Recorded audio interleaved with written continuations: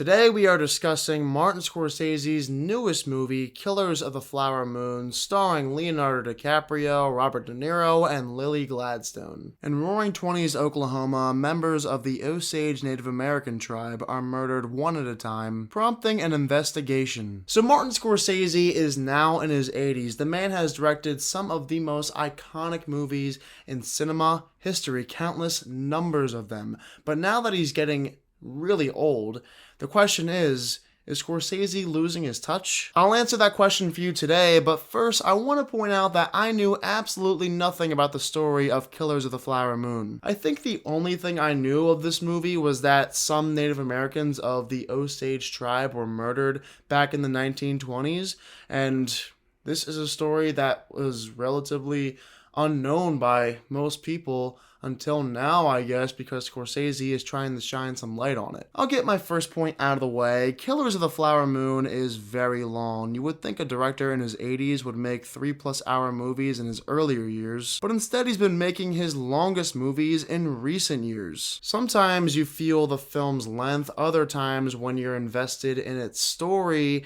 it moves like a locomotive, but the pacing in Killers of the Flower Moon is hit or miss. At the end of the day, this movie should have been shaved by an hour. There are too many unnecessary scenes, quickly forgotten character encounters, and an unfortunate slow start with little introduction to our characters and setting, which may cause early confusion to viewers who know nothing about the story, myself included. I understand that Martin Scorsese, like many other prominent directors in Hollywood, does not like to spoon-feed audiences what's happening in his movie, and trust me, I hate when I'm getting spoon-fed too. It can be really annoying when you're given so much exposition. But in some cases, it's important to provide some information so we as the audience can get an idea of what the film is about and who the characters are. Killers of the Flower Moon just jumps right into its story, providing little to no detail and expects you to understand what's happening, and conveniently there's 3.5 hours left in the movie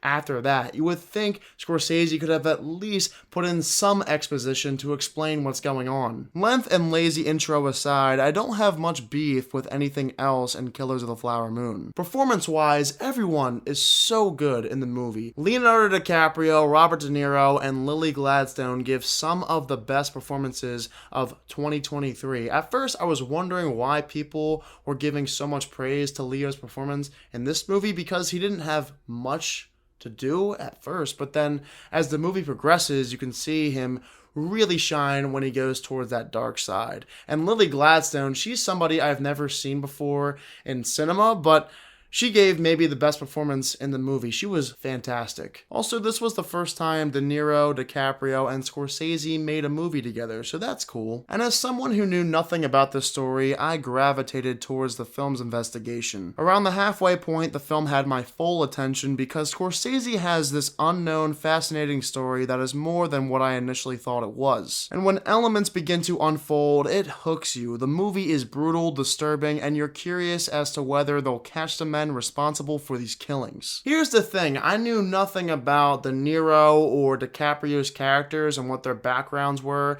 in the real life story, but the moment I figured out what their true intentions were, that's when I realized, oh my god, this movie is so much better than what I initially thought it was. The cinematography stands out as a positive too, although if you're expecting Flower Moon to feel anywhere remotely close to what Scorsese is known for, you're going to be disappointed. This is not a typical movie written by Martin Scorsese. It's sad, somber, dark. It's unlike most films that he's done in the past. I think a lot of people will go in expecting Killers of the Flower Moon to have a similar witty, humorous vibe that he's known for, but that's not the case in this film. There isn't much comedy, rarely a sign of happiness, but I do kind of like when Scorsese makes a movie that feels different than his other films. For instance, movies like Shutter Island and Silence, if you showed somebody Martin Scorsese's most iconic movies and then showed them Shutter Island without revealing that Shutter Island was also directed by Martin Scorsese, do you think they would know the movie was? But I do want to ask the question again of whether or not Martin Scorsese has lost his touch with his age. That was my biggest concern going into Killers of the Flower Moon. When a director hits his 80s, that's when I start seeing their decline behind the camera. And in some instances, I feel like Scorsese's directing is not as strong as it once was. You can tell that in some scenes, DiCaprio is acting a certain way, but it's not the way he should have been acting in that moment, and maybe Scorsese might have missed that just because he's getting older. Listen, I did not come home last night praising this as Martin Scorsese's best movie. It's never going to be better for me than films like The Departed, Shutter Island, or The Wolf of Wall Street, among others, but I did enjoy this movie from beginning to end. It's impressive how this is a 3.5-hour movie, but it went by very quick for a movie of this length, and by the midway point, you're fully engaged. So if you like DiCaprio, De Niro, and Scorsese and want to see something different from that director, check Killers of the Flower Moon out, because I do think it's an important, unknown story that more people should know about. And I am giving Killers of the Flower Moon an 8 out of 10.